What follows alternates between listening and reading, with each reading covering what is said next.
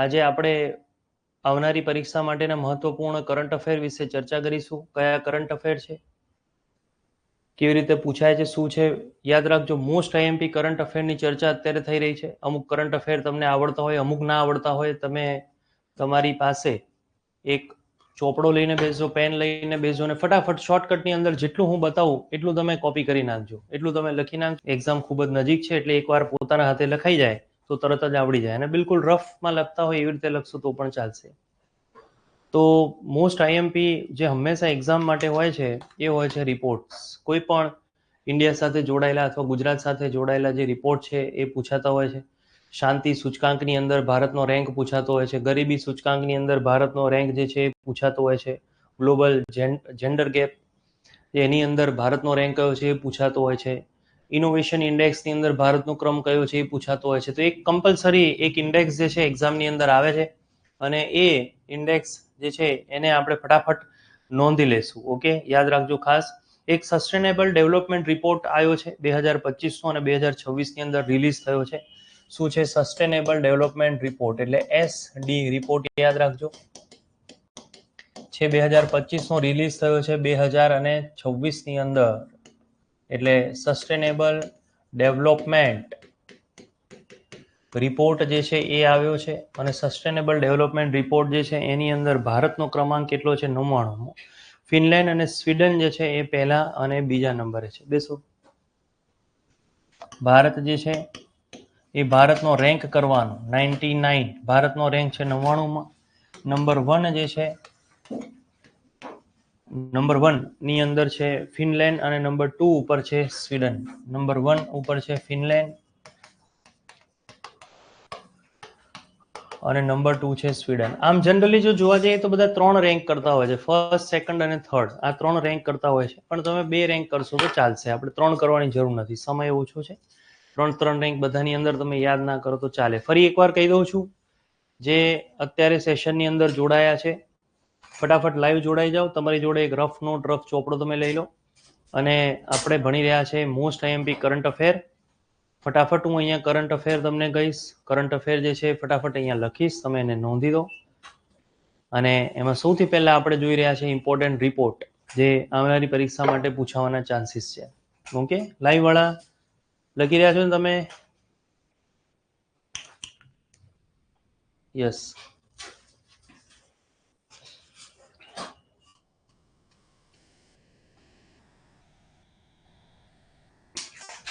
ત્યારબાદ ઇમ્પોર્ટન્ટ છે global gender gap report. એ પણ આપણા માટે ઇમ્પોર્ટન્ટ છે. અમુક જ રિપોર્ટમાં એવું કરવાનું છે કે કઈ સંસ્થા દ્વારા આવે છે. બધા રિપોર્ટમાં કરવાની જરૂર નથી કે આ રિપોર્ટ કઈ સંસ્થા દ્વારા રિલીઝ થાય છે. ઓકે, જેમાં ઇમ્પોર્ટન્ટ હશે એમાં હું તમને કહી દઈશ. વર્લ્ડ બેંક દ્વારા કોઈ રિપોર્ટ આવે, IMF દ્વારા કોઈ રિપોર્ટ આવે તો એને નોંધવાનો, બાકી તમારે નહીં નોંધવાનો. ઓકે, તો ગ્લોબલ જેન્ડર ગેપ રિપોર્ટ જે છે એ આપણા માટે કામનું છે. ગ્લોબલ જેન્ડર ગેપ રિપોર્ટ જે છે બધા 2025 વાળા જ છે, એટલે અહીંયા ક્યાંય 2024-25 લખવાની જરૂર જ નથી. એની અંદર 131 આપણો રેન્ક છે. આઇસલેન્ડ અને ફિનલેન્ડ ટોપ 2માં છે. એમાં 131 છે અને નંબર 1 ની અંદર આઇસલેન્ડ છે. પહેલું કરો, બીજું કરો તો ચાલે, એ માત્ર પહેલો રેન્ક કરો તો પણ ચાલશે. સેકન્ડ ઉપર ફિનલેન્ડ છે. સેકન્ડ ઉપર છે ફિનલેન્ડ.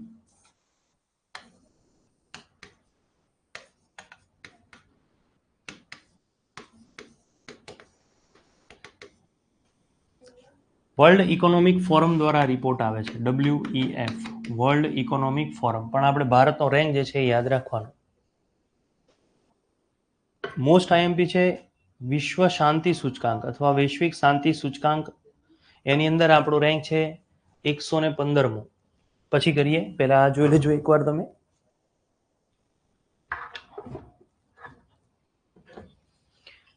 વૈશ્વિક શાંતિ સૂચકાંક ખૂબ જ ઇમ્પોર્ટન્ટ છે આપણા માટે.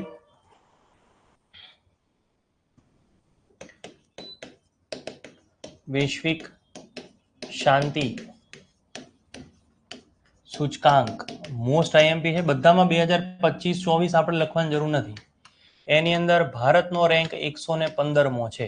પાછળનો જે આંકડો આવે એ ભારતનો રેન્ક એક્ઝામની અંદર પૂછાય. એમાં આઇસલેન્ડ અને આયર્લેન્ડ 1 અને 2 ઉપર છે. આઇસલેન્ડ છે અને આયર્લેન્ડ આ ફર્સ્ટ અને સેકન્ડ ઉપર છે. ઇન્સ્ટિટ્યૂટ ફોર ઇકોનોમિક અને પીસ દ્વારા એ આવે છે. ઇન્સ્ટિટ્યૂટ ફોર ઇકોનોમિક અને પીસ દ્વારા.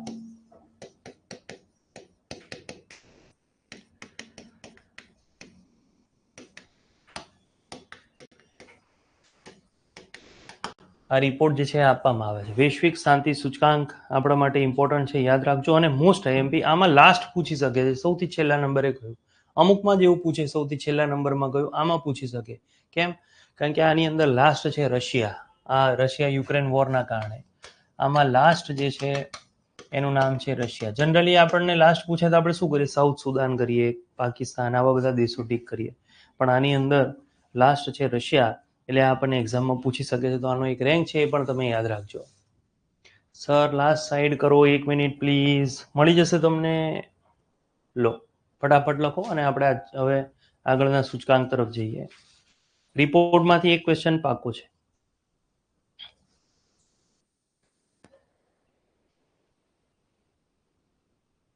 ચલો ડન છે.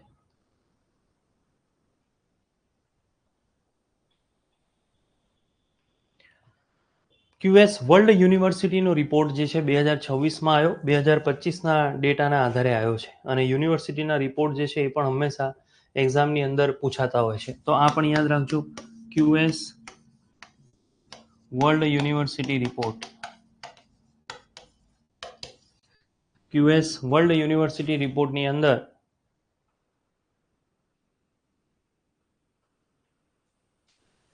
નંબર 1 ઉપર છે મેસેચ્યુસેટ્સ યુએસની યુનિવર્સિટી.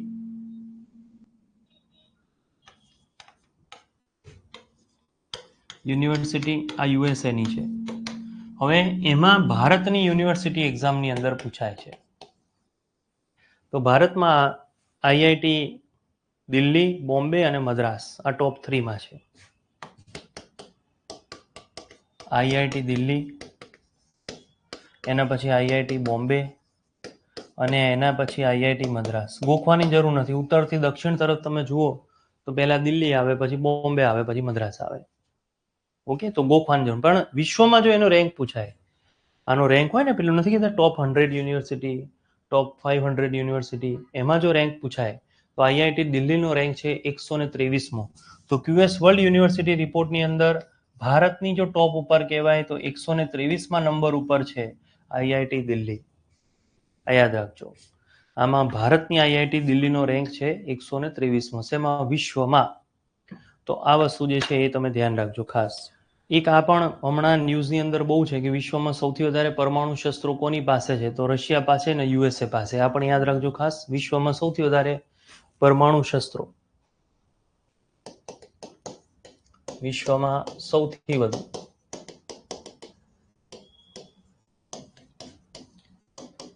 પરમાણુ શસ્ત્રો ધરાવતો દેશની અંદર જો વાત થાય, નંબર 1 ઉપર છે રશિયા, નંબર 2 જે છે એના ઉપર છે યુએસએ. વિશ્વના 90%થી વધારે શસ્ત્રો એ લોકો પાસે છે. એક વર્લ્ડ ઇન્વેસ્ટમેન્ટ રિપોર્ટ પૂછાય છે. વિશ્વમાં સૌથી વધારે ઇન્વેસ્ટમેન્ટ કયા દેશમાં થાય છે? એમાં ભારતનો ક્રમાંક છે 15મો. વર્લ્ડ ઇન્વેસ્ટમેન્ટ રિપોર્ટ છે એની અંદર ભારતનો ક્રમાંક છે 15મો. નંબર 1 ઉપર છે યુએસએ, સૌથી વધારે ઇન્વેસ્ટમેન્ટ ત્યાં. નંબર 2 ઉપર છે સિંગાપુર.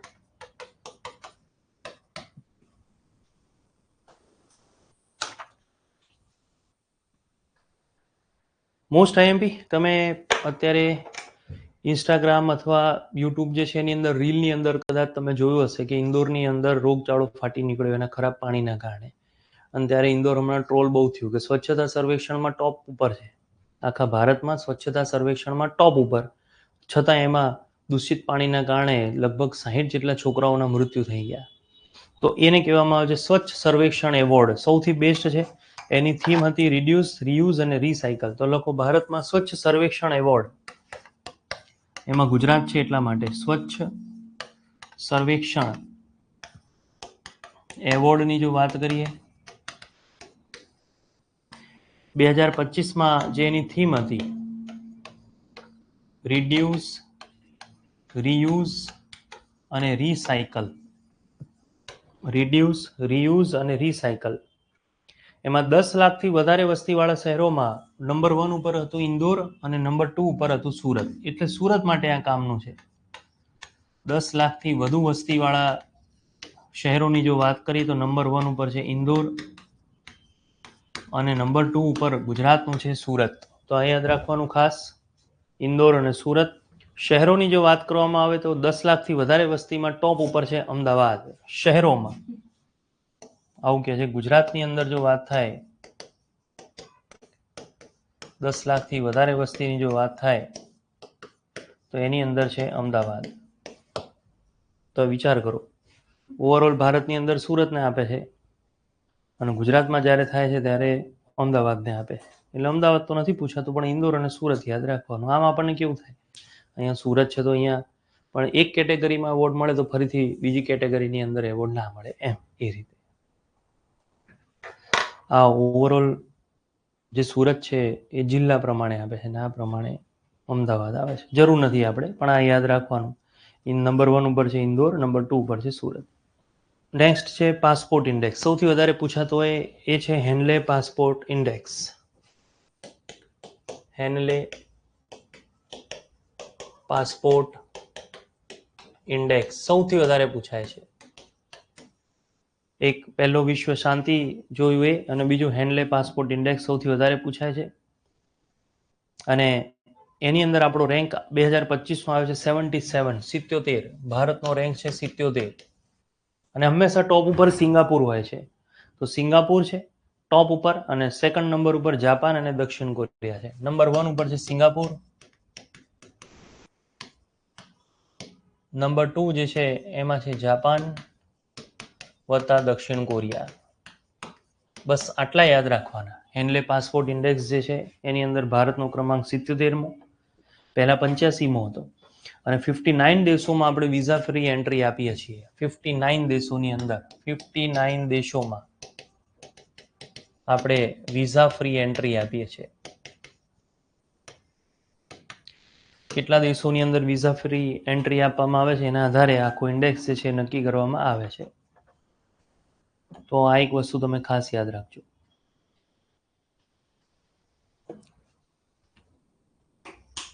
હેનલે પાસપોર્ટ ઇન્ડેક્સ વારંવાર પૂછાય છે. વિશ્વની સૌથી સ્માર્ટ સિટી કઈ છે? વિશ્વની સૌથી બેસ્ટ સ્માર્ટ સિટી, કોઈને આઈડિયા?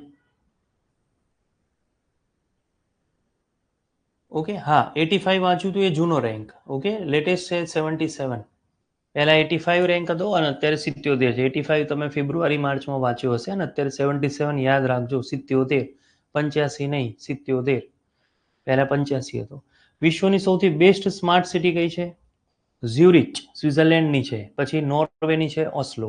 તો યાદ રાખજો smart city index 2025. Smart city index 2025. Okay, એમાં ઝ્યુરિચ સ્વિટ્ઝરલેન્ડ અને નેક્સ્ટ છે ઓસ્લો નોર્વે. નંબર 1 જ પૂછાશે ખાલી, Zurich.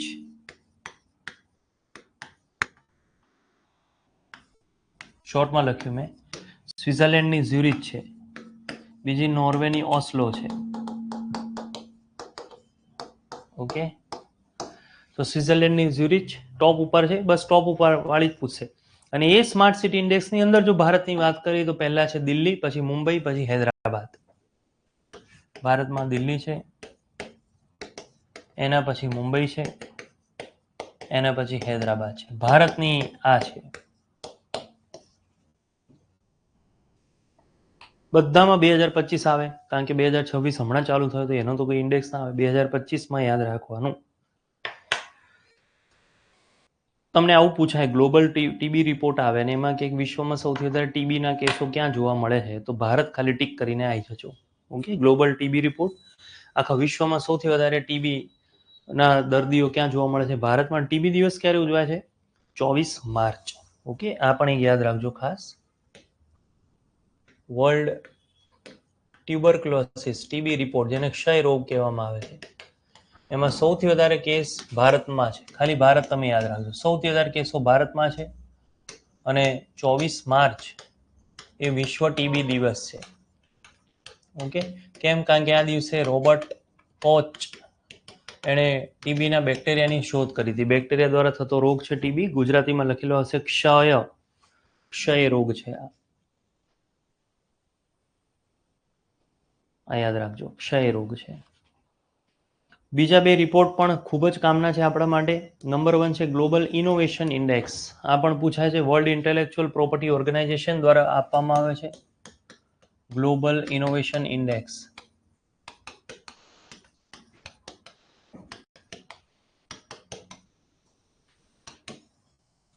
World intellectual property organization દ્વારા આપવામાં આવે છે. અને વર્લ્ડ ઇનોવેશન ઇન્ડેક્સની અંદર ભારતનો ક્રમાંક છે 139. પહેલા છે સ્વિટ્ઝરલેન્ડ, સેકન્ડ છે સ્વીડન.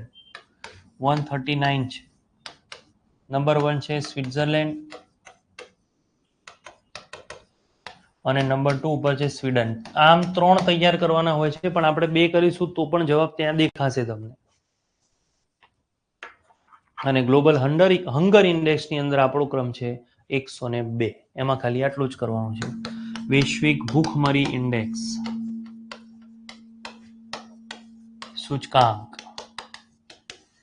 જેને કહે છે ગ્લોબલ હંગર ઇન્ડેક્સ. બસ એમાં ખાલી યાદ રાખજો આપણો ક્રમ છે 102.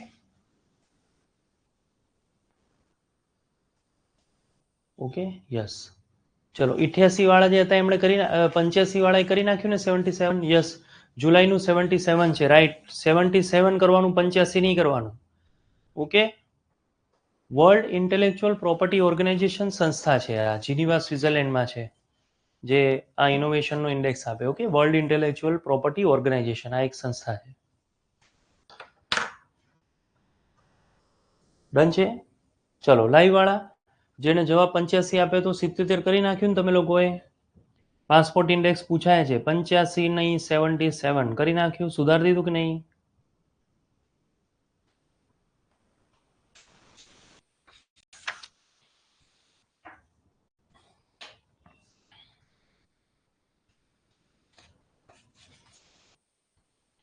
બોલો, ડન છે?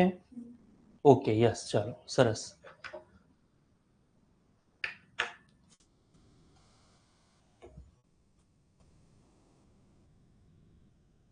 એની જરૂર નથી અત્યારે. અમુક ઇન્ડેક્સ એવા છે જે સતત પૂછાય છે, એ કરવાના.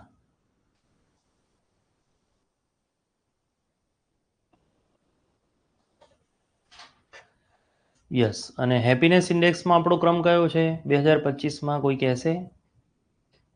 માર્ચમાં આવ્યો હતો. વર્લ્ડ હેપીનેસ ઇન્ડેક્સમાં આપણો ક્રમ, વર્લ્ડ હેપીનેસ ઇન્ડેક્સ, વૈશ્વિક સુખાકારી સૂચકાંક, વર્લ્ડ હેપીનેસ ઇન્ડેક્સમાં આપણો રેન્ક છે 115મો. ઓકે, સોરી, 118મો છે. 118મો છે. 147માંથી 118મો છે, યાદ રાખજો.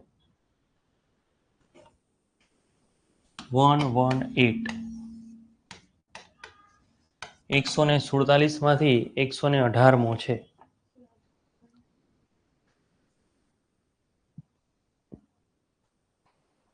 સસ્ટેનેબલ ડેવલપમેન્ટ સસ્ટેનેબલ સોલ્યુશન દ્વારા આપે છે, SDSN દ્વારા. યુનાઇટેડ નેશનની સંસ્થા છે, sustainable development sustainable solution. Okay, એના દ્વારા આપે છે. 118મો ક્રમ આપણો છે, યાદ રાખજો.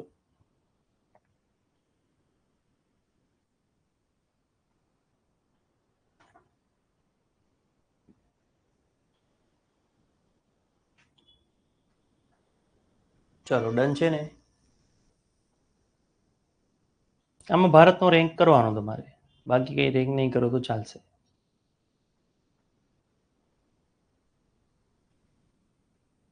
ફિનલેન્ડ, ડેનમાર્ક અને આઇસલેન્ડ. ટોપ ઉપર છે ફિનલેન્ડ,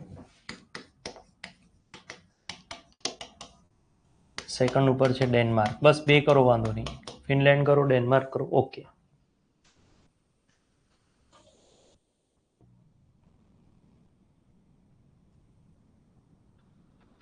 એક ગુજરાત વહીવટી સુધારણા પંચ છે, અત્યારે ગુજરાતનું એડમિનિસ્ટ્રેશન જે છે એ સુધારવા માટે અહેવાલ આપ કરે છે વારે ઘડીએ. પહેલો અહેવાલ, બીજો અહેવાલ, ત્રીજો અહેવાલ, એને GARC રિપોર્ટ કહેવાય છે. ગુજરાત એડમિનિસ્ટ્રેટિવ રિફોર્મ્સ રિપોર્ટ છે આખું, એના માટે કમિશન બનેલું છે. એના ચેરમેન પરીક્ષામાં તમને પૂછાશે.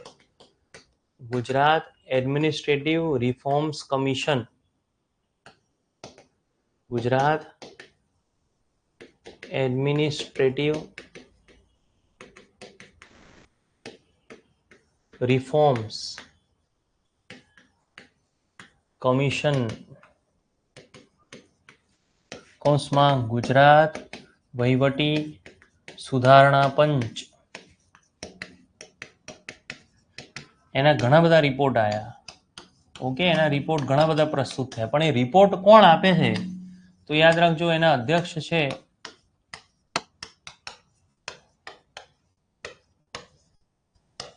ડોક્ટર હસમુખ અઢિયા, એનું નામ છે ડોક્ટર હસમુખ અઢિયા, એનું નામ છે.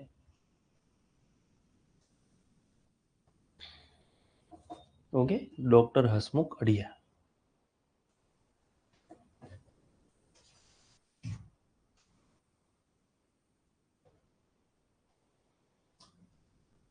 છે ડોક્ટર હસમુખ અઢિયા, એનું નામ છે. ભારતનો રેન્ક લખ્યો હોય સાઈડમાં, જે મેં આંકડા લખ્યા ને 139, 115 બધા ભારતના રેન્ક એમ.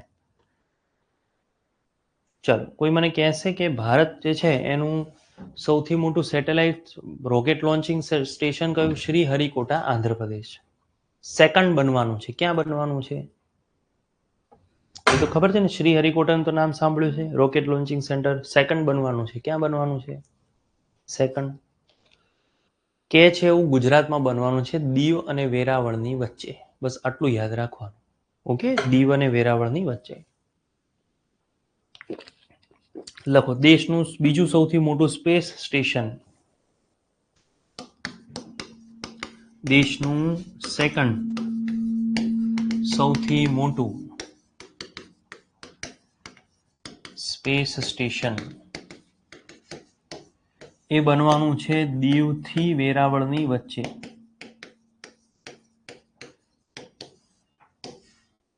ફર્સ્ટ કયું છે તો શ્રી હરિકોટા, આંધ્રપ્રદેશની અંદર છે. એપી એટલે આંધ્રપ્રદેશ, અને એનું નામ છે સતીશ ધવન સ્પેસ સ્ટેશન. આ દેશનું સૌથી મોટામાં મોટું છે શ્રી હરિકોટા, આંધ્રપ્રદેશમાં આવેલું સતીશ ધવન સ્પેસ સેન્ટર. અને સેકન્ડ જે બનવાનું છે એ દેશનું સૌથી મોટું સ્પેસ સ્ટેશન બનવાનું છે, ગુજરાતની અંદર બનવાનું છે. ઓકે, એટલે રાજ્ય પૂછે તો ગુજરાત જ ટીક થશે. આઈડિયા આવ્યો તમને? કયા રાજ્યમાં બનવાનું છે તો ગુજરાત જ આવશે. અને ગાંધીનગરના ખરોજ ગામે સ્પેસ મેન્યુફેક્ચરિંગ પાર્ક બનવા જઈ રહ્યા. આ બધી ઘોષણાઓ છે, સમજો, બને ના બને, આવે ના આવે, પણ ફિલહાલ આ બધી એની ઘોષણા છે. તો લોકો સ્પેસ મેન્યુફેક્ચરિંગ પાર્ક બનવાનું છે ગાંધીનગરના ખરોજ ગામે, જેને આપણે ખોરજ પણ કહીએ છીએ. ગાંધીનગર ખોરજ ગામે સ્પેસ મેન્યુફેક્ચરિંગ પાર્ક બનશે એમ જાહેરાત કરી છે. એમ દીવ અને વેરાવળ વચ્ચે બનશે એવી જાહેરાત તો કરી છે. જોઈએ હવે.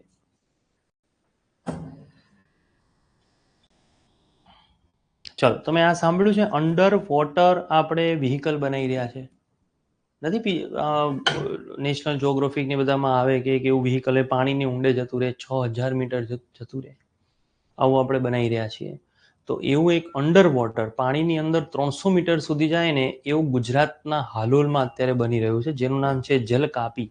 થોડા ગુજરાતના કરંટ અફેર છે આ, તો એક આ યાદ રાખજો, જલકાપી નામ યાદ રાખજો, જલકાપી એનું નામ છે, જલકાપી. અને આ શું છે? ઓટોનોમસ અંડર વોટર વ્હીકલ છે.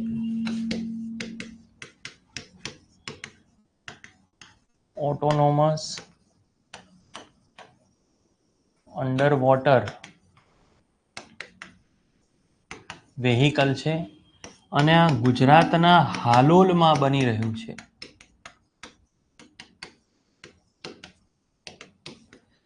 ગુજરાતના હાલોલમાં બની રહ્યું છે, જે 300 મીટર ઊંડે સુધી જઈ શકે. ક્યાં ગયું? બદલાઈ ગયું? હા, 300 મીટર ઊંડે, સુરત પાસે. લખો.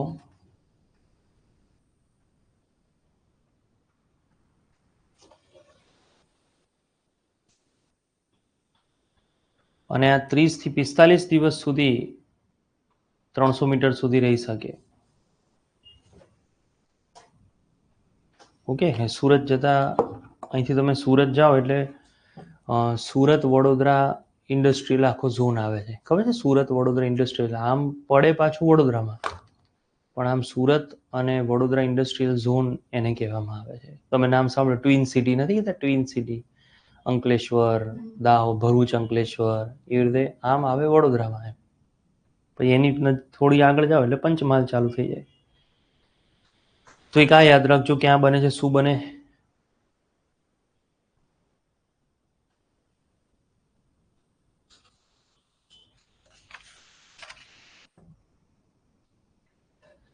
ઓકે, દેશની પહેલી સહકારી યુનિવર્સિટી બની, એનું નામ ત્રિભુવન સહકારી યુનિવર્સિટી. ઓકે, ત્રિભુવનદાસ ગજ્જર આપણા સહકારી પ્રવૃત્તિના પ્રણેતા કહેવામાં આવે છે. ગુજરાતના રસાયણશાસ્ત્રી તરીકે પણ ઓળખવામાં આવે છે. એમના નામમાં બને છે. લખો, ત્રિભુવન સહકારી યુનિવર્સિટી. ત્રિભુવન સહકારી university institute of rural management તરીકે ઓળખાય છે. Institute of rural management Anand, એટલે આ ક્યાં આવી છે? આણંદમાં. IRMA તરીકે ઓળખાશે.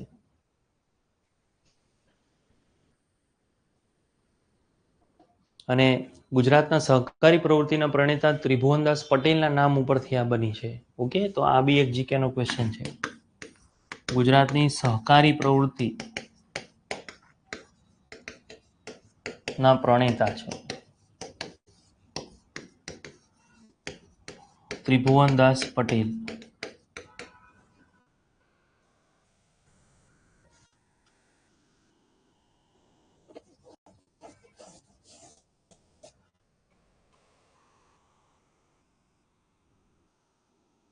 યાદ રાખજો ખાસ. ઓકે, તમને લોકોને ખ્યાલ છે બિરસા મુંડા ટ્રાઇબલ યુનિવર્સિટી ક્યાં છે? અને બિરસા મુંડા દિવસની ઉજવણી કરવામાં આવી. જો આ યાદ રાખજો ખાસ, જનજાતીય ગૌરવ દિવસ. જનજાતીય ગૌરવ દિવસ ક્યારે મનાવાય છે? 15 નવેમ્બર. ઓકે, કોની યાદમાં? તો બિરસા મુંડાની યાદમાં. હું ડાયરેક્ટ લખું છું, બિરસા મુંડા ટ્રાઇબલ યુનિવર્સિટી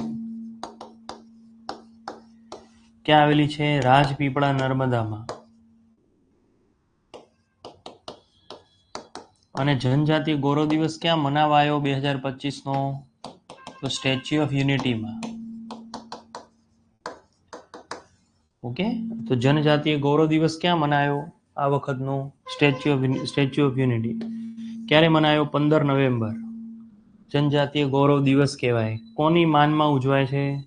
તો બિરસા મુંડાના માનમાં ઉજવાય છે. આ એક યાદ રાખજો. અને કોઈ કહેશે વિશ્વ આદિવાસી દિવસ કયો છે? આ કયો છે વિશ્વ આદિવાસી દિવસ?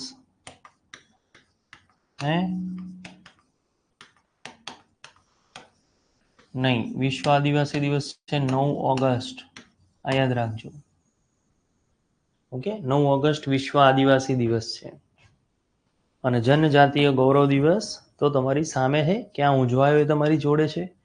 અને બિરસા મુંડા ટ્રાઇબલ યુનિવર્સિટી ક્યાં છે તો લખજો રાજપીપળા. ઓકે. અને એક ગોખણિયું યાદ રાખજો, તમને ગમે તે પૂછાય સિંધુ સભ્યતાના પુરાવા આ થયા ના થયા, ક્યાંથી મળ્યા, શું મળ્યા, તો જૈન કચ્છ ટીક કરી આવજો. 2-3 કચ્છની એવી જગ્યા છે જ્યાંથી હમણાં સિંધુ સભ્યતાના પુરાવા મળ્યા છે.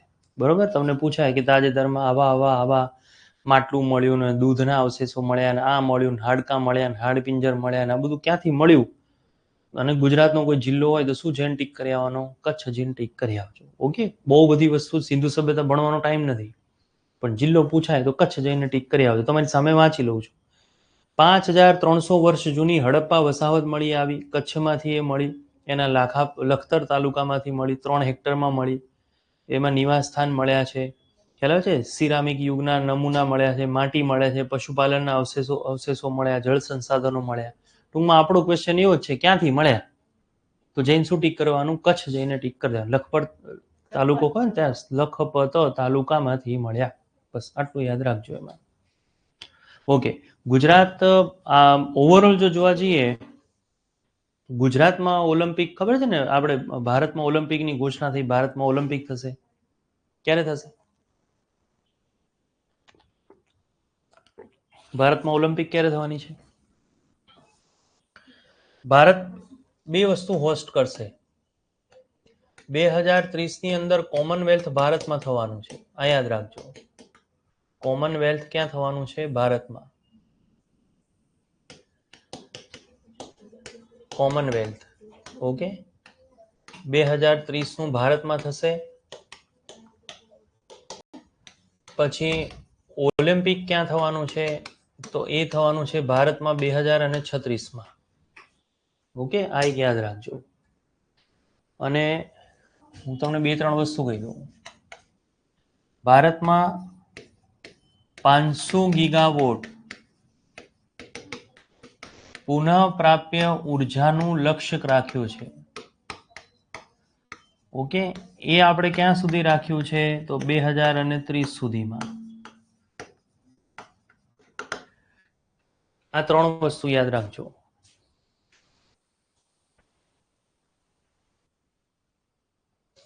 બરાબર છે. અને ભારત પોતાનું અંતરિક્ષ સ્ટેશન ક્યાં બનાવશે? ભારતનું પોતાનું અંતરિક્ષ સ્ટેશન. ઓકે. તો 2028માં એનું પહેલું મોડ્યુલ જશે અને સંપૂર્ણ બનશે. પોતાનું અંતરિક્ષ સ્ટેશન ક્યાં સુધીમાં બનશે? તો 2035 સુધીમાં. ભારતનું પોતાનું સ્પેસ સ્ટેશન, પહેલું મોડ્યુલ એટલે ટુકડો. સમજો, આકાશમાં ઇન્ટરનેશનલ સ્પેસ સ્ટેશન છે, આકાશમાં તરતી પ્રયોગશાળા છે. તો એ તરતી પ્રયોગશાળા કેટલી મોટી હોય? ખાલી એક તમને ઉદાહરણ આપો એમ. ધારો કે તરતી પ્રયોગશાળા જે છે એ ટ્રક જેટલી મોટી છે. તો આટલું મોટું રોકેટ તો ના લઈ જઈ શકે. રોકેટ ટ્રકને થોડી લઈ જઈ શકે. જસ્ટ તમે વિચારો. તો શું થાય? ટુકડા ટુકડા જાય, ટાયરો જાય, પેલા આગળનું માળખું જાય, પાછળનો ડબ્બો જાય. તો ટ્રકના ટુકડા કરીને આકાશમાં મોકલવા પડે કે નહીં? અને ત્યાં જઈને આખો ટ્રક શું થઈ જાય? જોઈન્ટ થઈ જાય. તો પહેલો ટુકડો ક્યારે જવાનો છે? 2028માં. અને એ રીતે ટુકડા જતા જતા છેલ્લે ત્યાં ઉપર ટ્રક આખો ક્યારે બની જશે? 2022. તો ભારત પોતાનું સ્પેસ સ્ટેશન બની ક્યારે જશે? 2035. ખ્યાલ આવે છે? પોતાનું અંતરિક્ષ સ્ટેશન આપણું હશે. કોમનવેલ્થ થવાના છે 2030માં, ઓલિમ્પિક થશે 2036માં. અને ભારતે 500 ગીગાવોટ પુનઃપ્રાપ્ય ઉર્જાનું લક્ષ્ય ક્યાં સુધીમાં રાખ્યું છે? 2000. અને અત્યારે કેટલી આપણે પુનઃપ્રાપ્ય ઉર્જા બનાવીએ છીએ? તો 251 ગીગાવોટ. હાલમાં આપણી પુનઃપ્રાપ્ય ઉર્જા છે 251 ગીગાવોટ. યાદ રાખજો. હાલમાં આપણી પુનઃપ્રાપ્ય ઉર્જા 251 ગીગાવોટ છે. પુનઃપ્રાપ્ય એટલે શું થાય? સૂર્ય દ્વારા, પવન ઉર્જા દ્વારા, એ બધા દ્વારા.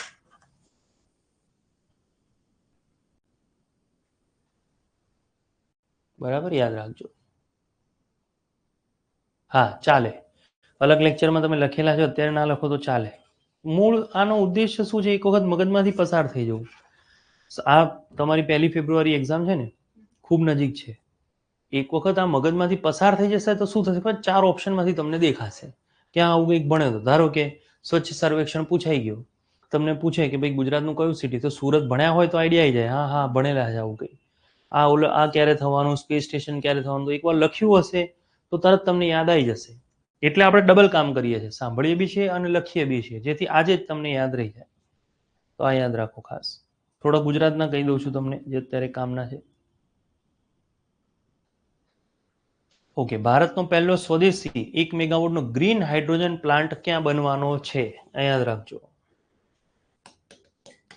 ભારતનો પહેલો સ્વદેશી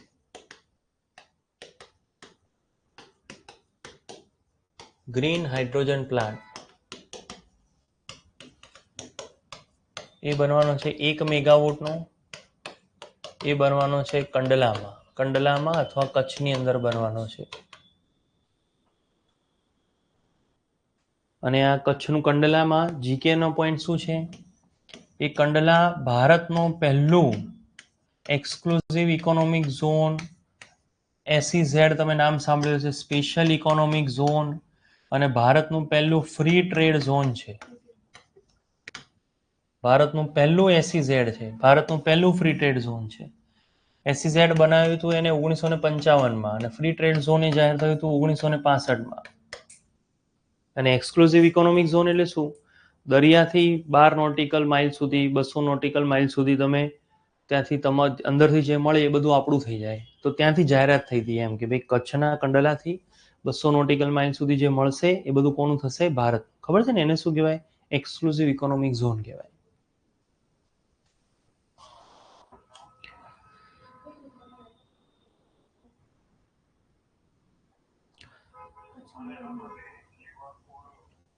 ગુજરાતની કઈ ફિલ્મને ગુજરાતની બેસ્ટ ફિલ્મનો એવોર્ડ મળ્યો હતો? ગુજરાતની બેસ્ટ ફિલ્મ 2000, હા કઈ વાળી? એ તો ગયું હેલ્લારો ને બધું, એ તો બધું ગયું, એ તો બધું 2022-23 ની વાત છે. કર્મ, ખાલી આટલું યાદ રાખજો, કર્મ. ગુજરાત બેસ્ટ ફિલ્મ એવોર્ડ 2025, તો કર્મ યાદ રાખજો. કોઈ નથી જોઈ નથી જોઈ. ગુજરાત બેસ્ટ ફિલ્મ એવોર્ડ 2025, ક્યાંય 2025 હું લખતો જ નથી, યાદ રાખજો કર્મ.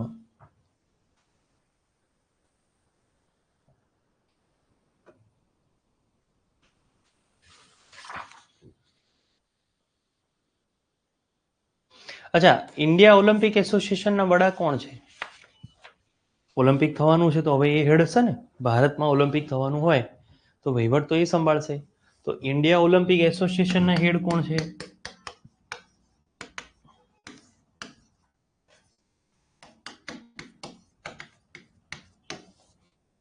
એના હેડ યાદ રાખજો છે PT ઉષા. ઇન્ડિયા ઓલિમ્પિક એસોસિએશનના હેડ છે PT ઉષા. વેરી ગુડ, આગળ આન્સર આવ્યો PT ઉષા.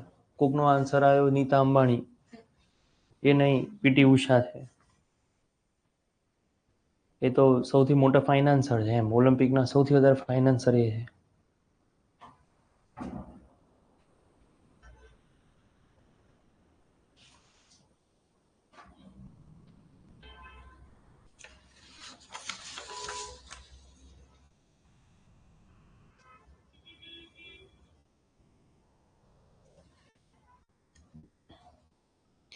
એક યોજના પૂછાશે, અને આ યોજના કે નું લક્ષ્ય શું છે, કોના માટે છે? તો યાદ રાખજો વિકાસ દીપ યોજના.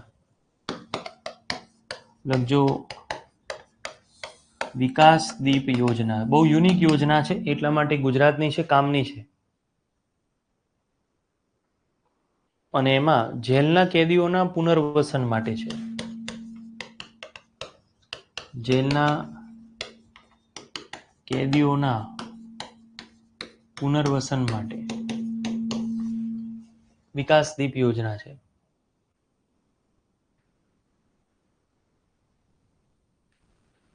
જો જેલના કેદીઓને સ્પર્ધાત્મક પરીક્ષામાં ભાગ લેવો તે લોકોને 15,000 મળશે. સ્પર્ધાત્મક પરીક્ષા જે છે એમાં એ લોકોને આવવાની ઈચ્છા હોય તો એ લોકોને મળશે 15,000. અને જો એને રમત ગમતમાં જવું છે તો એ લોકોને પ્રોત્સાહન સહાય મળશે 7,000ની. આટલા રૂપિયા એ લોકોને આપે જેથી એ લોકો, યાદ રાખજો, જેલમાંથી છૂટ્યા પછી એ લોકોને પૈસા મળે, જેલમાં બેઠા બેઠા નહીં.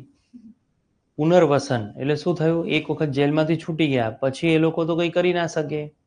તો જો એ લોકોને રમત ગમતમાં આવવું હોય તો એ લોકોને સરકાર 7,000 આપશે. જો એ લોકોને કોઈ સ્પર્ધાત્મક પરીક્ષાની તૈયારી કરી છે તો જેલમાંથી આવ્યા પછી બી એક્ઝામ તો આપી શકે કે નહીં કોઈ એમ, તો એ એક્ઝામ માટે એ લોકોને 15,000 મળશે. ઓકે, કોઈ કહેશે 76મો વન મહોત્સવ ક્યાં ઉજવાયો? 76મો વન મહોત્સવ ક્યાં ઉજવાયો? લખો 76મો વન મહોત્સવ. એક જિલ્લામાં જાય અને જિલ્લામાં જઈને એ લોકો શું કરે, એક ગાર્ડન બનાવે, ગાર્ડનમાં જુદા જુદા રોપ છોડી નાખે, પછી ત્યાં એક માળી રાખે અને એ માળી શું કરે, એ બધા વન જે છે એનું ઉછેર કરે. ઉદાહરણ તરીકે પુનિત વન બન્યું તો 2004માં, ખ્યાલ આવે છે? તો દરેક જિલ્લાની અંદર આવે. તો ખેડામાં બન્યું ગળતેશ્વર વન. લખો 76મો વન મહોત્સવ. એમાં 24મું સાંસ્કૃતિક વન બન્યું. 24મું સાંસ્કૃતિક વન બન્યું.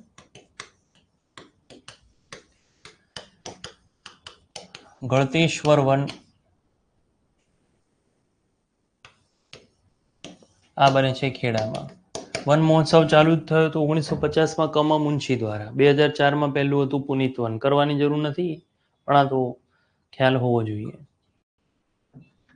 ગળતેશ્વર વન બન્યું ખેડામાં. 24મું સાંસ્કૃતિક વન છે. એક દિવસ જેલમાં રહીએ તો મળે, ના મળે? એક દિવસ જેલમાં રહીને પાછા હોય એટલે પેલું 15,000 આપે. પણ એવું ટ્રાય કરવું અઘરું ને, એના માટે કોકને ઉડાડવું પડે એક દિવસ, અને એક દિવસમાં ના છોડે તો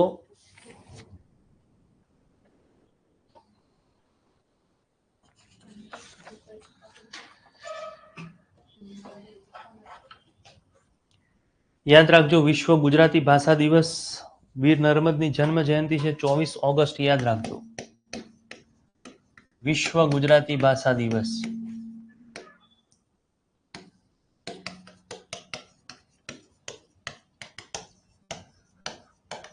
ઓગસ્ટ છે. આ નર્મદ, કવિ નર્મદ જે છે એની જન્મ જયંતિ છે.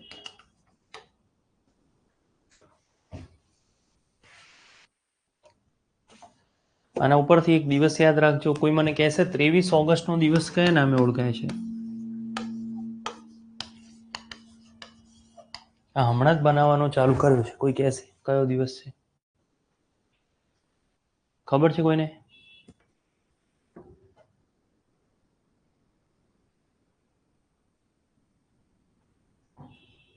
બોલો, કોઈને ખ્યાલ છે? કોઈ કહેશે 24 ઓગસ્ટ. ઓલિમ્પિક કેટલા વર્ષે ઉજવાય?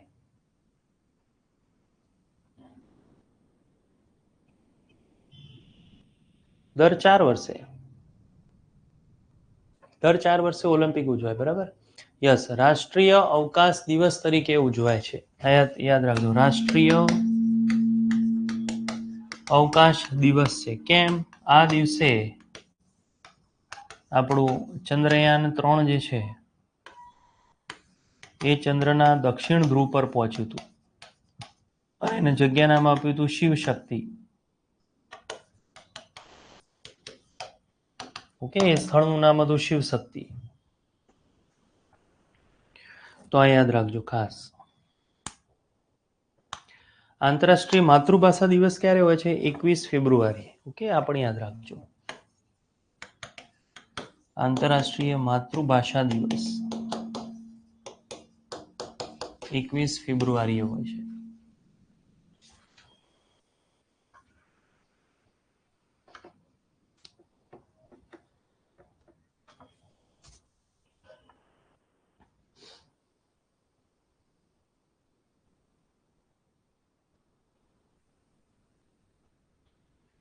ગુજરાતમાં હમણાં નવા તાલુકા બન્યા, બરાબર? 17 નવા તાલુકા ગુજરાતમાં બન્યા.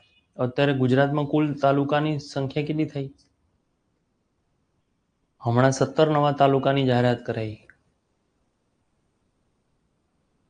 બોલો કેટલા થયા કુલ તાલુકા?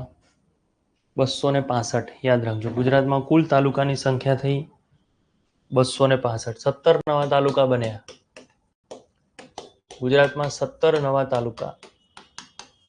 આપણે એની જરૂર નથી. ગુજરાતમાં કુલ નવા તાલુકા હવે થઈ ગયા છે 265. અને નવો જિલ્લો કયો બન્યો બોલો? કયો બન્યો? વાવ થરાદ. બન્યો કે નહીં? શેમાંથી બન્યો? બનાસકાંઠાથી બન્યો વાવ થરાદ. નવા જિલ્લા છે. ટોટલ આપણા જિલ્લા છે 265. યાદ રાખજો. સૌથી વધારે તાલુકા ક્યાં છે? રાજકોટ અને અમરેલીમાં. સૌથી વધારે તાલુકા રાજકોટ અને અમરેલી.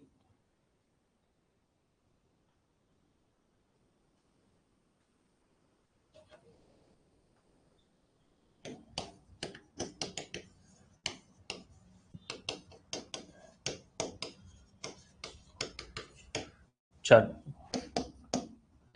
ગ્રીન વ્હીકલ પોલિસી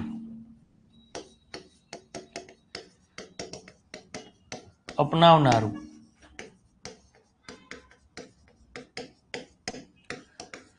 ગુજરાતનું ફર્સ્ટ જિલ્લો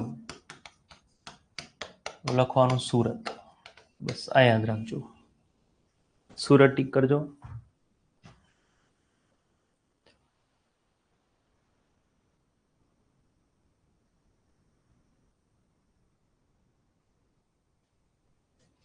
અને વિશ્વનો સૌથી મોટા સોલાર પીવી મોડ્યુલ નમો સૌર સમ્રાટ બન્યું. વિશ્વનું સૌથી મોટું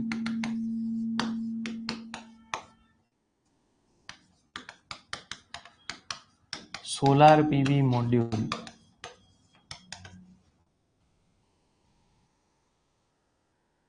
એનું નામ છે નમો સૌર સમ્રાટ.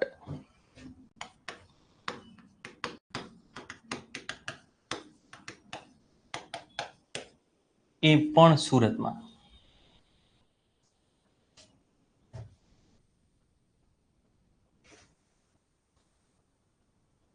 વેલેન્ટાઇન ડે યાદ રાખવાનું નહીં રાખવાનું યાદ? 14 ફેબ્રુઆરી.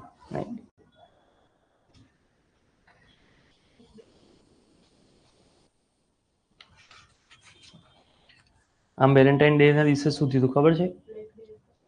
બાબરનો જન્મદિવસ અને અકબરનો રાજ્યાભિષેક થયો હતો. અને વેલેન્ટાઇન ડે ના દિવસે બધા એટલા માટે કહે કારણ કે ભગતસિંહ સુખદેવ રાજગુરુની ફાંસીની જાહેરાત એ દિવસે થઈ હતી. ફાંસી ક્યારે આપી? શહીદ દિવસ. ક્યારે કહેવાય? 23 માર્ચ. પણ જાહેરાત થઈ હતી 14 ફેબ્રુઆરીએ. એવું હતું એટલા માટે. ચલો લોકો, નરસિંહ મહેતા એવોર્ડ મળ્યો 1,51,000 હર્ષ બ્રહ્મભટ્ટને મળ્યો.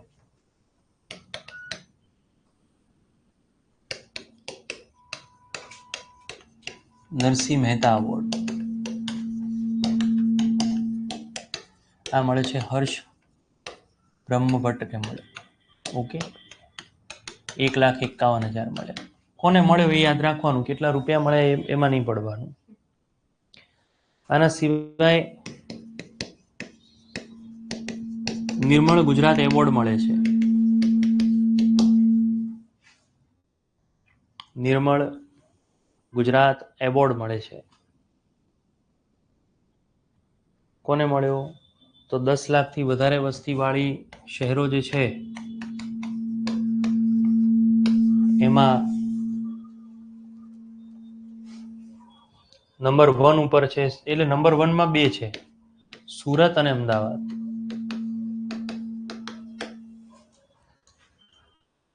આ યાદ રાખજો, નિર્મળ ગુજરાત એવોર્ડ.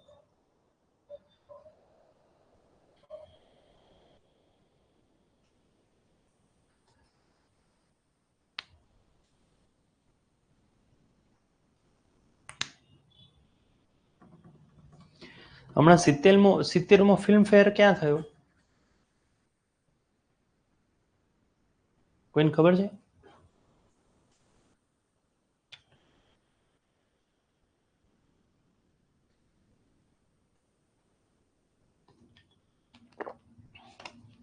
હા, માઇકમાં આવું આવે છે બસ. યસ, અમદાવાદમાં થયો. ખાલી બેસ્ટ ફિલ્મ યાદ રાખવાની, લાપતા લેડીઝ. ઓકે, 70મો ફિલ્મ ફેર અમદાવાદમાં થયો.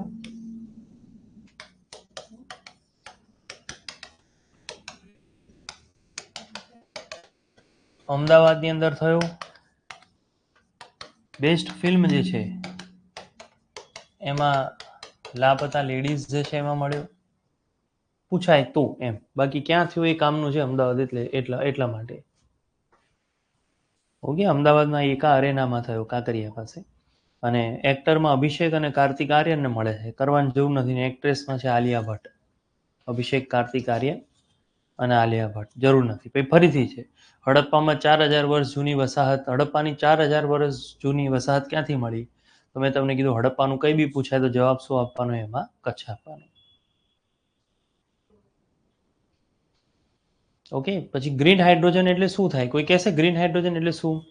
પુનઃપ્રાપ્ય ઉર્જામાંથી હાઇડ્રોજન ઉત્પન્ન કરવાનું. સૌર અને પવન જેવી પુનઃપ્રાપ્ય ઉર્જામાંથી હાઇડ્રોજન. હું વિજ્ઞાન અને ટેકનોલોજીના લેક્ચરમાં ઉર્જાનું ચેપ્ટર ભણાવું છું, અને એ ઉર્જાના ચેપ્ટરમાં એ ભણાવું છું.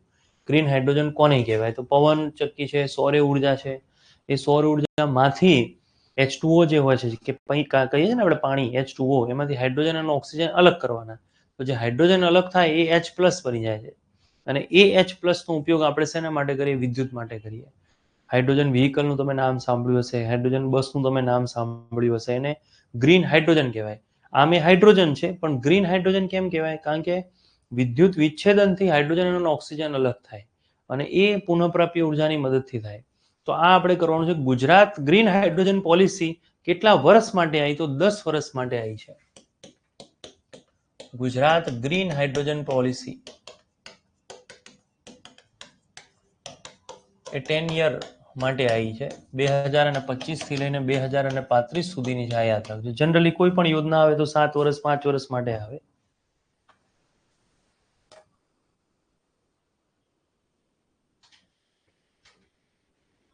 યસ.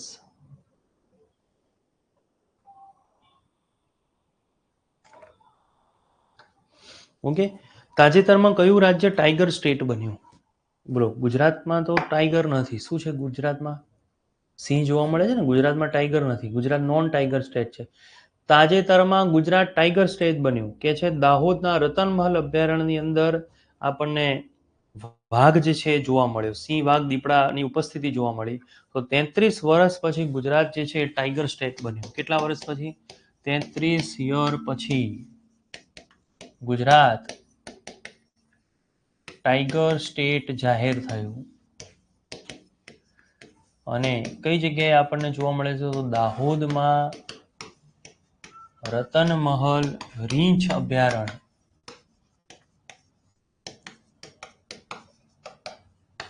ટાઈગર જોવા મળ્યું એમ. અને વિશ્વ વાઘ દિવસ ક્યારે છે? તો યાદ રાખો 29 જુલાઈ. યાદ રાખજો, વિશ્વ વાઘ દિવસ છે 29 જુલાઈ. અને ભારતના રાજ્યોમાં સૌથી વધારે વાઘ ક્યાં? તો નંબર 1 MP, નંબર 2 કર્ણાટક. આ બી યાદ રાખજો. ઓકે, વિશ્વમાં સૌથી વધારે વાઘ ક્યાં? તો મધ્યપ્રદેશમાં પહેલા, અને પછી છે કર્ણાટક. આ યાદ રાખજો. ઓકે, તો તાજેતરમાં કયું રાજ્ય જે છે એ વાઘ રાજ્ય બન્યું 33 વર્ષ પછી? તો ગુજરાત કોઈ ટીક ના કરે, કારણ કે કોઈને એવું જ હોય કે ગુજરાતમાં તો ખાલી સિંહ જોવા મળે, વાઘ જોવા મળતા નથી. પણ હવે એવું નથી. ઓકે, અને હમણાં જ ગુજરાતની માથાદીઠ આવક કેટલાને પાર થઈ? તો 3 લાખને પાર થઈ. યાદ રાખજો, ગુજરાતની માથાદીઠ આવક 3 લાખને પાર થઈ. ગુજરાતની માથાદીઠ આવક 3 લાખને પાર. અહીંયા 3000 રૂપિયા નહીં મળે હો રાજ્ય તરફથી. આ તો ખાલી નામની. ગુજરાતની માથાદીઠ આવક કેટલાને પાર થઈ? 3 લાખથી વધારે છે. ખીચામાં રૂપિયો નહીં આવે, પણ કહેશે 3 લાખને પાર. કેમ? ટોટલ જીડીપી નો ગ્રોથ જો હોય, ગુજરાત આ વર્ષે કેટલું કમાયું, ભાગ્ય વસ્તી કરે તો જે જવાબ આવે. પણ કમાયું તો આપણે તો થોડી કમાયા. કમાયું તો કોણ કમાયું? સરકાર કમાવી, પણ એના ઉપરથી માથાદીઠ આવક આવે ખરા? એટલે આવે છે કુલ ઉત્પાદન કરે કે ભાઈ આટલા કરોડોનું ઉત્પાદન થયું, ઉદાહરણ તરીકે 1500 કરોડનું ઉત્પાદન થયું, ભાગ્યે ગુજરાતની વસ્તી કરે તો માથાદીઠ આવક મળે. પણ આપણા જોડે તો કંઈ નહીં આવે, ખાલી નામનું કહેશે કે માથાદીઠ આવક જે છે એ આપણી આટલી છે, એ યાદ રાખો. નેક્સ્ટ, તાનારીરી મહોત્સવ કોને એવોર્ડ મળ્યો એ બહુ પૂછાય છે, તો લખો તાનારીરી એવોર્ડ 2010 અપાય છે, 2.5 લાખ એમાં અપાય છે. 2025નો તાનારીરી એવોર્ડ 2.5 લાખ અપાય છે, 2010 અપાય છે, અને એ મળ્યો છે એમપીના કલાપની કોમકાલીને મળ્યો છે.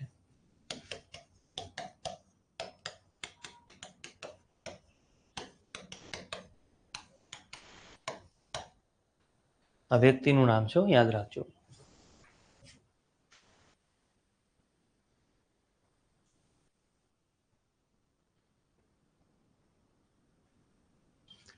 ગુજરાતમાં વાઘ જોવા મળ્યો. રતનમહલ રીંછ અભયારણ્યમાં એમપીથી વાઘ આવ્યો ને એને ત્યાં વસવાટ ચાલુ કર્યું. એટલે ગુજરાત પણ હવે ટાઈગર સ્ટેટ બન્યું ને એમ. ઉદાહરણ તરીકે અત્યારે ગુજરાતમાં સફેદ હાથી નથી, તો માનો કે કોઈ સફેદ હાથી જુનાગઢના ગીરમાં દેખાયો હતો, એવું કહેવાય ને એમ કે ભાઈ ગુજરાત એ હવે વ્હાઇટ એલિફન્ટ સ્ટેટ બન્યું, પહેલા નહોતું હવે બન્યું, એવી રીતે એમ. આઈડિયા આવે છે? ધારો કે ઘડિયાળ અહીંયા ના મળતા હોય જોવા, પણ પેલો ઘડિયાળ જોવા મળે. ઘડિયાળ એટલે ખબર છે ને, મગરમાં નથી કહેતા ઘડિયાળ મગર કહેવાય છે, પેલું નહીં લાંબી લાંબી એનું આગળનો ભાગ બહુ લાંબો, એને ઘડિયાળ મગર કહેવાય એમ. તો ના જોવા મળે પહેલી વાર જોવા મળે તો એવું કહેવાય ને એમ કે ગુજરાત બી ઘડિયાળ સ્ટેટ. એવી રીતે પહેલી વાર રતનમહલમાં ટાઈગર જોવા મળ્યો, એટલે એમ કે છે ગુજરાત ટાઈગર સ્ટેટ બન્યું. પહેલા એક બી ટાઈગર નહોતો, હવે જોવા મળ્યું. હા, ઝૂ વાળા નહીં ગણવાના. કોઈ પાછું એમ કે હું કાલે પ્રાણી સંગ્રહાલય અમદાવાદમાં જઈને આવ્યો કાંકરિયા, મેં ત્યાં ટાઈગર, એ નહીં ગણવાનું. જે જંગલમાં ફ્રી ફરતો હોય એને ગણવાનું. એવા તો બધા ઝૂમાં છે, રાજકોટના ઝૂમાં છે, અમદાવાદ ઝૂમાં ટાઈગર છે, એ નહીં ગણવાનું. હા, ગાંધીનગર ઝૂમાં છે, એને નહીં ગણવાનું. જંગલમાં સ્વતંત્ર રીતે જોવામાં, પકડીને લાઈન તમે એમ કહો જો મેં લાવ, હવે બિચારું પેલું શું કહેવાય, કાંગારૂ ના જોવા મળતું હોય કોઈ પકડીને લઈ આવે ભાઈ કે જો ગુજરાતમાં કાંગારૂ એ દેખાયું, તો પકડીને લાઈને જોવાનું નથી. ખ્યાલ આવે ને તમને? હવે ધારો કે જાતે કાંગારૂ વનમાં દેખાય તો કેવાય હા ભાઈ આ કાંગારૂ સ્ટેટ બન્યું ગુજરાત, એવી રીતે વાત છે. હા તો હે હા, એ અલગ વસ્તુ છે, પણ એવોર્ડ મળી ગયો ને બસ. હા છે ને, સ્ટેચ્યુ ઓફ યુનિટી ની અંદર પણ છે. ઓકે. ક્રોકોડાઇલ અને એલિગેટરમાં કેવું છે, એના વજન અને એના મોઢાના શેપ ઉપર ફરક છે. પેલું જબરજસ્ત આમ આમ આમ હોય એનું મોઢું, એક મેં આવું જોયું હતું, આવું બહુ મોટું આમ બ્રોડ મોઢું હોય ને, વજન બહુ મોટું હોય જબરજસ્ત, અને એલિગેટર કે છે એમ. અને ક્રોકોડાઇલ એટલે હોય એવો જ, પણ આમ આમ થોડું અણીદાર હોય, આમ મોઢું એમ થોડું અણીદાર હોય, આમ લાંબો હોય. એલિગેટર બ્રોડ વધારે હોય. એલિગેટર આફ્રિકામાં એલિગેટર વધારે જોવા મળે, આપણને ક્રોકોડાઇલ જોવા મળે એમ, આવા દાંત હોય એના. અને પેલું જે હું કહું છું ને ઘડિયાળ, એ આવું હોય એમ, આવા દાંત હોય એના, આવું હોય. એ હવે બહુ ઓછા જોવા મળે છે ઘડિયાળ. આ બધા એના ફરક છે, પણ આ ફરકમાં આપણે નથી પડવાનું, એક્ઝામમાં નહીં પૂછાય. છેલ્લે જતા જતા એલિગેટર ને ક્રોકોડાઇલ દોરીને જજો, એવું નહીં આવે, ટેન્શન ના લો. એક વાત છે.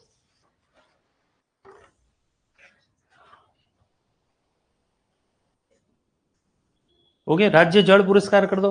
નંબર 1 ઉપર મહારાષ્ટ્ર, નંબર 2 ઉપર ગુજરાત. રાજ્ય જળ પુરસ્કાર જળ વ્યવસ્થાપનમાં નંબર 1 ઉપર છે મહારાષ્ટ્ર, નંબર 2 ઉપર છે ગુજરાત.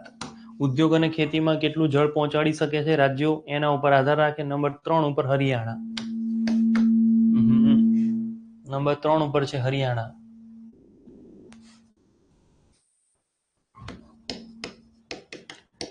અને અપાય છે જળ શક્તિ મંત્રાલય દ્વારા. મહારાષ્ટ્ર, ગુજરાત અને હરિયાણા.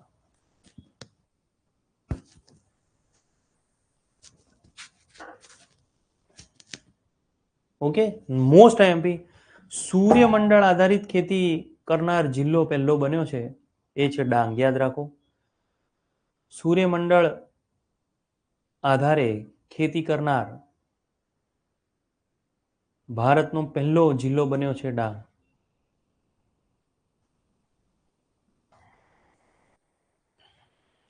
શું કર્યું શું નહીં આપણે પડતા નથી.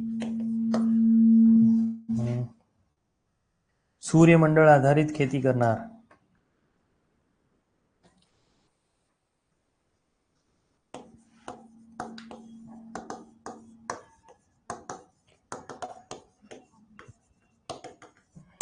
ડાંગ યાદ રાખજો. બહુ લાંબુ છે, એમાં આપણે પડતા નથી, પણ એક ડાંગ આપણે યાદ રાખવાનું.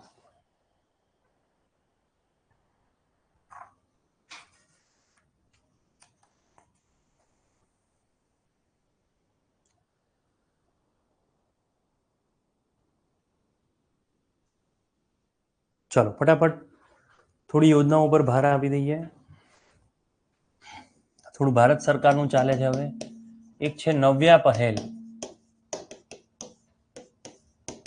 16 થી 18 વર્ષની કિશોરીઓ જે છે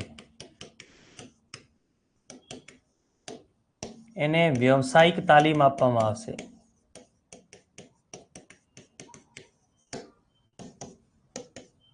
એમાં ધોરણ 10 પાસ ફરજિયાત છે. જેણે ધોરણ 10 પાસ કર્યું હોય એવી છોકરીઓને વ્યવસાયિક એટલે ખબર પડે છે ને તમને, પેલું સીવણ છે, પછી મોબાઈલ કાર ચલાવતા શીખવાડે, એવી વ્યવસાયિક તાલીમ જે છે આપવામાં આવશે. એને કહેવાય છે નવ્યા પહેલ. આ એક યાદ રાખજો ખાસ.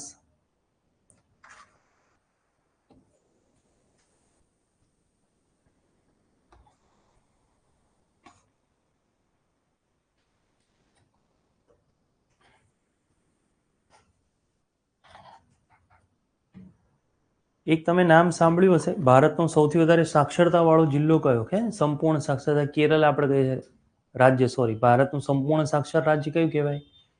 કેરળ. 100% સાક્ષરતા, ડિજિટલ સાક્ષર. તો લખી નાખો પહેલા 100%, 100% ડિજિટલ સાક્ષર રાજ્ય જાહેર કરાયો છે કેરળ. બધા લોકોને મોબાઈલમાં ડિજિટલ એનરોલમેન્ટ છે. કેવી રીતે ગૂગલ પે થાય, કેવી રીતે શું થાય, બધું એ લોકોને આવડે છે. તો 100% ડિજિટલ સાક્ષર કોઈ જાહેર થયો હોય તો એ છે કેરળ.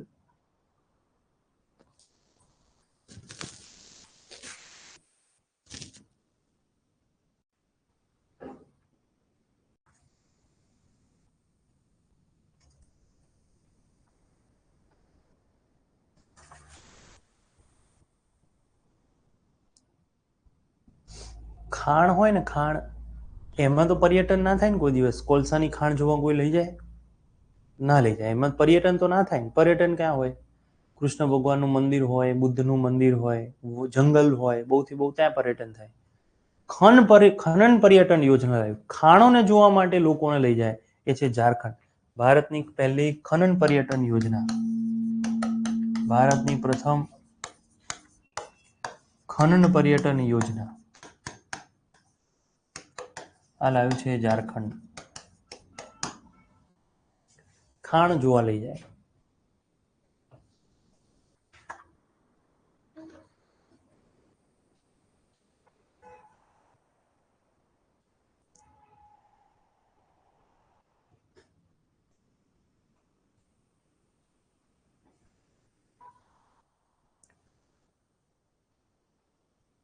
એક યોજના છે STI, હમણાં એક પરીક્ષા ગઈ એમાં આવી ગઈ એટલે ખાલી કહું છું. અપના ઘર યોજના છે, પેટ્રોલ અને કુદરતી મંત્રાલય, કુદરતી ગેસ મંત્રાલય દ્વારા આવી. એમાં કેવું, ટ્રક ડ્રાઈવરો માટે તંબુ બાંધે, સ્ટોલ બાંધે, જેમાં એ લોકો રાત રોકાણ કરી શકે. ખબર છે ને, ટ્રક ડ્રાઈવરોને રાત્રે ક્યાં સૂવું પડે? ટ્રકમાં સૂવું પડે. તો સરકાર એ લોકો માટે શું કરશે? તંબુ બાંધશે, જેમાં ટ્રક ડ્રાઈવરો જે છે રેસ્ટ લઈ શકે. ખબર છે ને, અંબાજી પગપાળા જતા હોય તો નથી બધા સ્વેચ્છાએ કરતા, એ રીતે ટ્રક ડ્રાઈવરો માટે લાયા. એનું નામ છે અપના ઘર પહેલ યોજના. એમાં પહેલું એવું જે બન્યું ને, એ અમુક તંબુ બન્યા જેમાં એ લોકો રહી શકે, એ તાપીમાં બન્યું છે. તો લખજો અપના ઘર પહેલ, પેટ્રોલિયમ અને કુદરતી ગેસ મંત્રાલય દ્વારા. અપના ઘર પહેલ.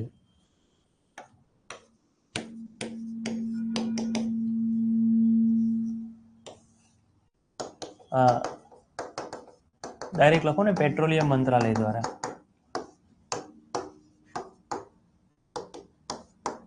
ટ્રક ડ્રાઈવરોના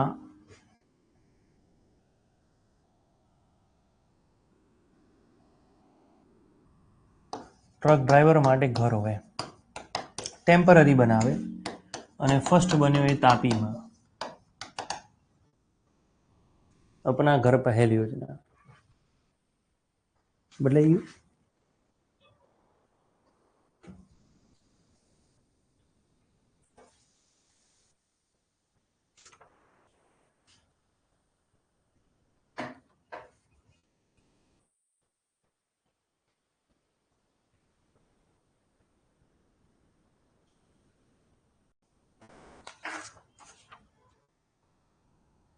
એ રીતે સેમ છે.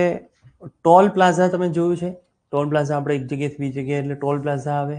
એમાં જે કામ કરતા હોય એ લોકોના કર્મચારીના છોકરાઓને શિક્ષણ આપવાનું, એ લોકોના છોકરાઓને એજ્યુકેશન આપવાનું. એનું નામ છે પ્રોજેક્ટ આરોહણ. આ યાદ રાખજો, પ્રોજેક્ટ આરોહણ. National highway authority of India દ્વારા આવ્યું છે. ઓકે, હું પૂરું નામ નથી લખતો. National highway authority of India દ્વારા આવ્યું છે પ્રોજેક્ટ આરોહણ. ટોલ પ્લાઝાના કર્મચારીઓના બાળકોને શિક્ષણ.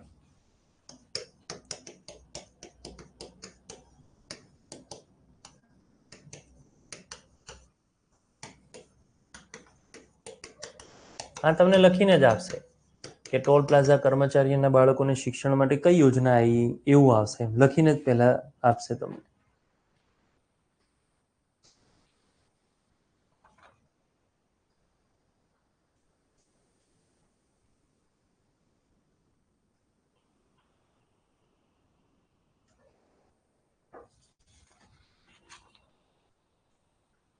વિશ્વનો સૌથી ઊંચો રેલવે આર્ક બ્રિજ જે છે બન્યો છે એની આપણે ચર્ચા કરીશું. લખો વિશ્વનો સૌથી ઊંચો રેલવે બ્રિજ. વિશ્વનો સૌથી ઊંચો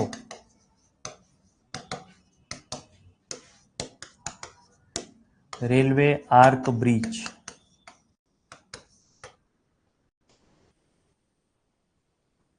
એ અજી ખડુ બ્રિજ તરીકે ઓળખાય છે. અંજી નદી ઉપર ચિનાબની ટ્રિબ્યુટરી છે, જમ્મુ કાશ્મીરમાં બન્યો.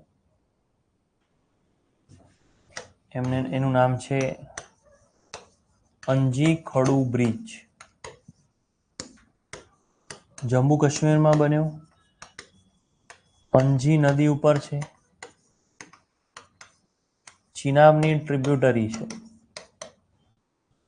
આ મોસ્ટ આઈએમપી કરંટ અફેર છે ભારત માટે, યાદ રાખજો. આ 13-15 મીટર લાંબો છે.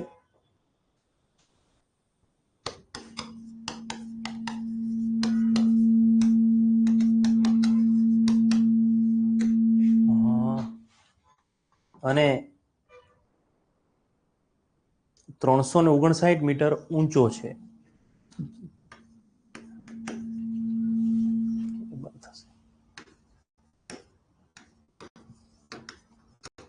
આપણે કેટલો લાંબો છે યાદ રાખવાનું.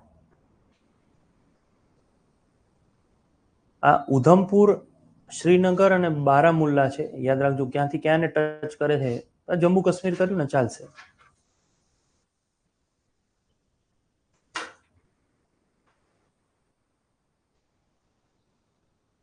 ભારતનું પહેલું મોબાઈલ આધારિત ઈ વોટિંગ થયું. એ આમ જો જોઈએ તો મજૂરો છે, દિવ્યાંગ છે, ગર્ભવતી છે, એ બધાએ વોટ બૂથમાં જવાની જરૂર નથી. મોબાઈલ આધારિત એ લોકો વોટ આપી દેશે. તો લખો ભારતનું પહેલું મોબાઈલ આધારિત ઈ વોટિંગ બિહારમાં થયું. ભારતનું પહેલું મોબાઈલ આધારિત ઈ વોટિંગ. ભારતનું પહેલું મોબાઈલ આધારિત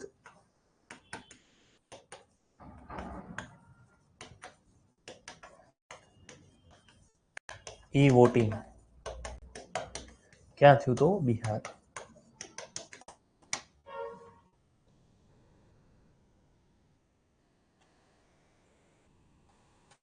એ બિહારની અંદર કરવામાં આવ્યું, યાદ રાખજો. અને એક પતંગિયા અભયારણ્ય હમણાં પછી એક એક્ઝામની અંદર પણ હતું. પતંગિયા અભયારણ્ય બન્યું કેરળમાં. લખી નાખો, ભારતનું પહેલું પતંગિયા અભયારણ્ય બન્યું કેરળમાં. ભારતનું પહેલું પતંગિયા અભયારણ્ય.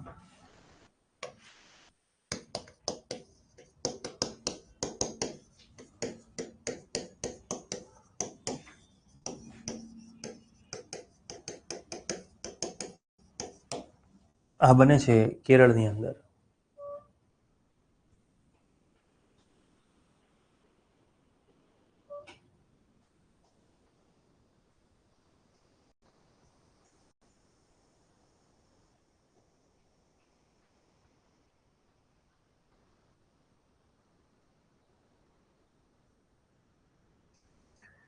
રામસર સાઇટની અંદર ઘણા બધા આયા છે કરંટ અફેર પ્રમાણે, એની આપણે ચર્ચા કરીશું.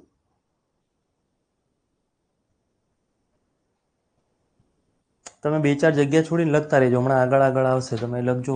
તમને ખબર છે 1971માં સૌથી પહેલા તો ઈરાનમાં શું થાય છે? રામસર કન્વેન્શન થાય છે. કોને બચાવવા માટે થાય છે? તો આર્દ્રભૂમિ,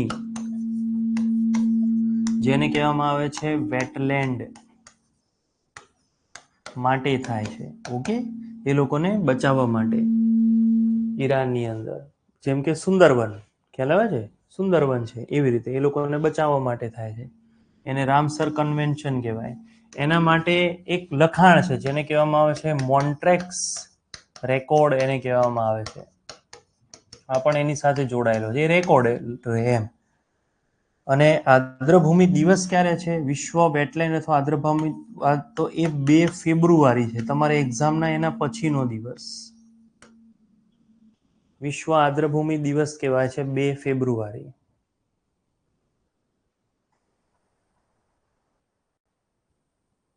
ઓકે, એમાં ઘણા બધા મળ્યા છે રાજ્યો પ્રમાણે, હમણાં આગળ આવે છે. પણ રામસર સાઇટમાં કઈ કઈ હમણાં આવી એમ તો આ લખજો, આ રીતે લખજો. તાજેતરમાં રામસર સાઇટમાં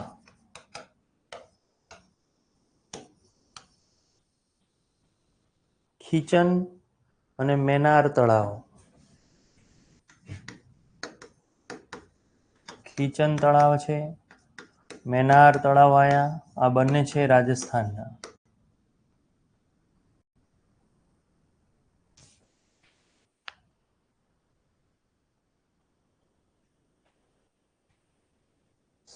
ઓકે, આ કરતા 91 જેટલી થઈ હતી, પણ હમણાં વધતા હમણાં 96 જેટલી રામસર સાઇટ આવશે. એટલે થોડી જગ્યા રાખો, હમણાં આગળ આવતી જશે. સૌથી વધારે રામસર સાઇટ છે યુકે, મેક્સિકો અને ભારતમાં. ભારતની આપણે જરૂર નથી, એ લિસ્ટની આપણે જરૂર નથી. હવે અહીંયા જગ્યા રાખજો. વધારાની જે હમણાં રામસર સાઇટ આવે ને એટલે લખીશું, એટલે 2-3 લાઈન છોડજો, આવતી જશે એમ આપણે લખતા જશું. ગુજરાતમાં કેટલી છે રામસર સાઇટ ખબર છે કોઈને? 4: નળ સરોવર, થોળ, વઢવાણા અને ખીજડીયા. ગુજરાતની અંદર નળ, આવું યાદ રાખવાનું, નળ યાદ રાખવાનું, થોળ યાદ રાખવાનું, ખીજડીયા યાદ રાખવાનું અને વઢવાણા યાદ રાખવાનું. ખીજડીયા જામનગરમાં છે, વઢવાણા વડોદરામાં છે, નળ સરોવર બધાને ખબર હશે, ખબર? અમદાવાદ સુરેન્દ્રનગરની અંદર છે. ઓકે, અને થોળ મહેસાણામાં. અમદાવાદ વત્તા સુરેન્દ્રનગર. તો ગુજરાતમાં 4 રામસર સાઇટ છે. બરાબર, ગુજરાતમાં 4 રામસર સાઇટ છે: નળ, થોળ, વઢવાણા અને ખીજડીયા.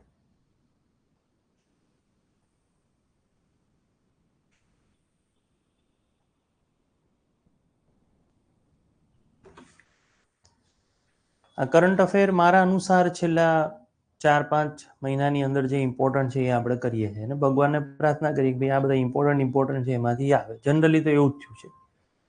ગઈ પરીક્ષાઓની અંદર પણ આવું થયું કે ભાઈ કરંટ અફેર જે છે આપણે કર્યું હતું, એની અંદર જો જોવા જઈએ તો આશરે 50-60 જેટલા કરંટ અફેર એડ કર્યા હતા. અને એ કરંટ અફેરમાં 8માંથી 5 કરંટ અફેર આપણા લેક્ચરમાંથી જ હતા. 8માંથી 5 કરંટ અફેર આપણા લેક્ચરમાંથી હતા. કરંટ અફેર કેવો દરિયો છે, તમે સમજો, દરિયો છે એમ. ભારતમાં શું થયું, ગુજરાતમાં શું થયું, સ્પોર્ટ્સમાં શું થયું, એવોર્ડ કયા છે, રિપોર્ટ કેટલા, દરિયો છે એમ, બહુ મોટો દરિયો છે. એ આઈડિયા જ આપણને ના હોય કે શું પૂછાય શું ના પૂછાય, પણ આપણા એવો પ્રયત્ન છે અને એક્સપિરિયન્સ છે કે આટલું કરો તેમાંથી પૂછાય. નસીબ સારા